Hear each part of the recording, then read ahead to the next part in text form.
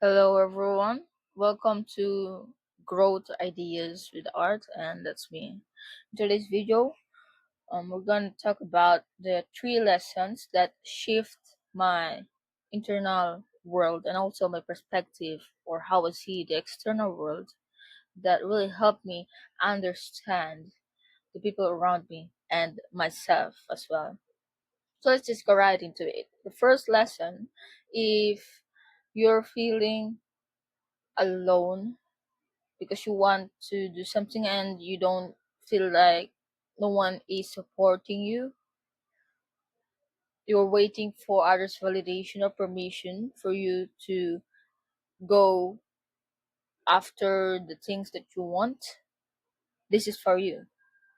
And what the main concept of this first lesson is that no one will understand you. So just stop seeking validation with other people. Okay? I know that we want to feel heard. We need to feel heard. We need to feel seen. We are seeking or longing to the feeling of being understood. That's actually used to be one of my highest values. Like, I want everyone to understand me. I want to be seen. And I also want to understand them. I want to see them. I want to see through the emotions that they are presenting because I know there's other things that's going on. And I was very curious when I was a child. That's how I think. Like how like if I'm gonna be this person, how will I feel? And it's not that who I am being in that situation. It's this person, this person. What they are feeling right now. What are the thoughts going in their head right now? And I realized that I can't really figure that out, like exactly, but I was very curious. So I realized that me trying to understand the other people, trying to figure them out, I'm not able to. Of course, I was a child back then, but imagine that only few people do that intentionally. How would you expect to be understood by them? So the lesson is no one will understand you 100%, and you cannot understand other people 100% as well. So does that mean that we can just fuck around because and just do whatever we want? We don't have to explain because they won't understand anyway. No, that's not the point. The important thing is knowing that no one will understand you, but it's really important to try to understand them. No one will understand you, but you must cherish the people who try to understand you. But don't let being misunderstood hold you back from going after on the things that you want, especially on your dreams. They don't need to understand your ambitions. They don't need to believe in the same intensity or level on what you're doing. You don't need to do that, and you don't need them to do that. Why? Because it's not theirs. It's yours. You, you know, supporting your dream, being a supporter on your ambition, on the change that you want to have in the world. Do you know whose job was that? It was yours. Believing in yourself is your job. Don't depend your self-esteem to what other people will think of you or to what other people see on you, because again, they're not seeing the whole you, all the emotions that you're feeling, all the thoughts that's going in your head. Only you are experiencing those. So the most important person that You should try to understand this yourself, even though it's hard. No, yeah, that's also another reason. You're having hard time understanding yourself. What would you expect other people to understand you? But again, the point is, don't let being misunderstood, don't let seeking validation of other people hold you back from going after your dream. That's it. Let's go to lesson number two, which is no one can save you. This is almost similar, but understanding is saving is different. So no one can save you.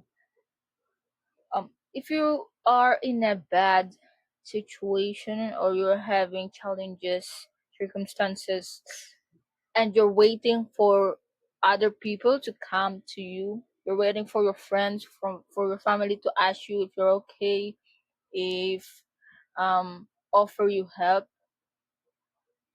don't. It's not that because because humanity is hopeless.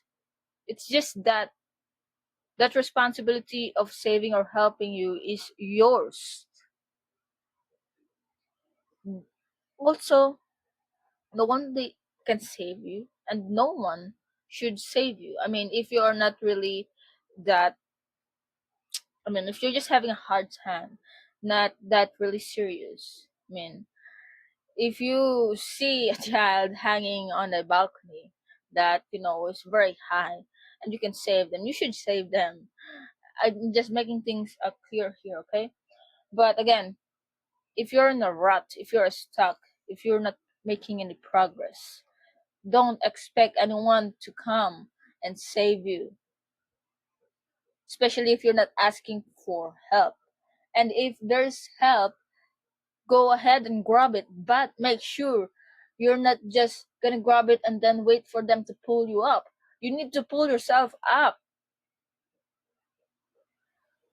You need to pull yourself up.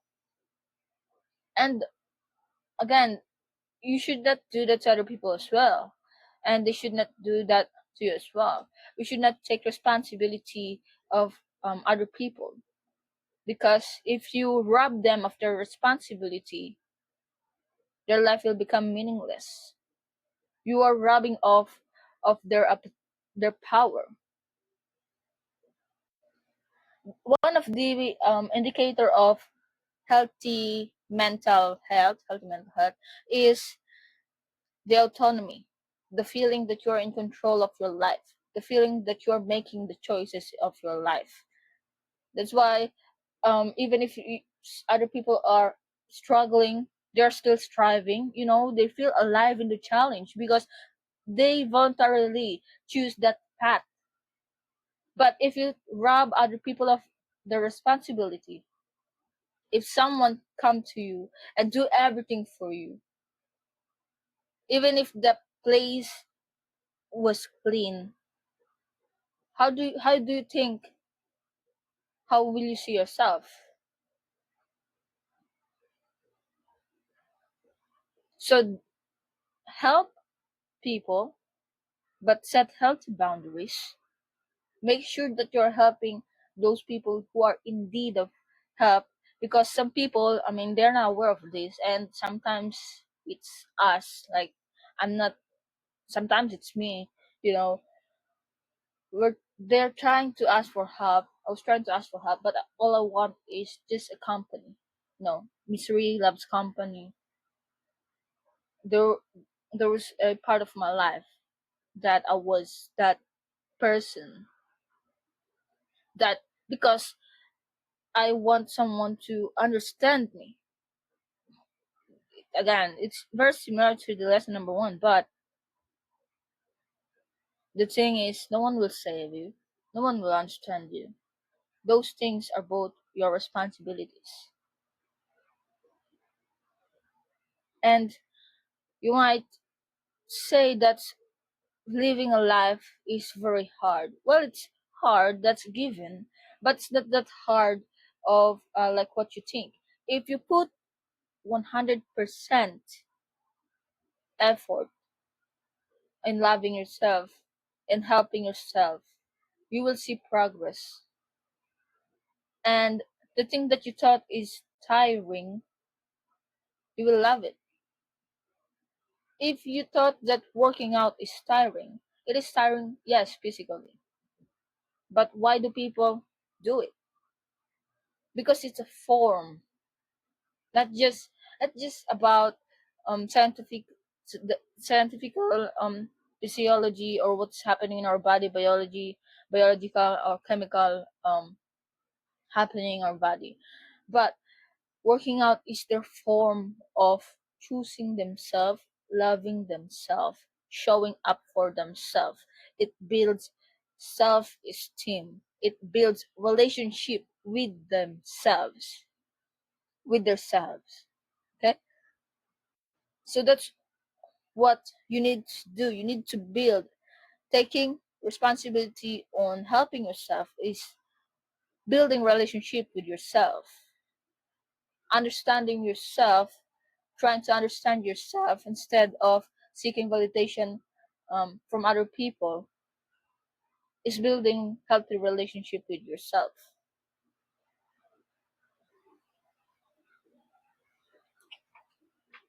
So let's get to lesson number 3. Okay. Actually, I think I can connect this to the first lesson. As I mentioned before, you might thought it's hard, and it's not that we don't do something just because we thought it will be hard for us. The number one emotions that um one of the not number one, but one of the primal emotions that we have that motivates us um that motivates us, that make us move, is fear. It's either we want to conquer our fear or we want to avoid the things that we fear. So the lesson number 3 is hopelessness doesn't, I mean, presence of fear doesn't equals to hopelessness. So you're gonna feel fear when you want to try something new. Like, for example, trying to go to the gym, getting a membership, trying to go out in public, doing something, participating in something, trying to start a YouTube video, trying to learn a skill, trying to apply for a job. It's There's always fear. You're gonna be anxious. But yes, we are incompetent of those things because again it's raining. Because again it's the first time that we're gonna do it. So we are beginners. Absolutely we are. I mean, I'm not endorsing false confidence here. Most of the time we might fail because again you are just beginning. But that's the important of this lesson. Just because you're failing, just because you are feeling fearful doesn't mean that you are hopeless.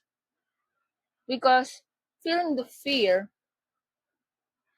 and failing is just part of the journey in learning to becoming better. Like in any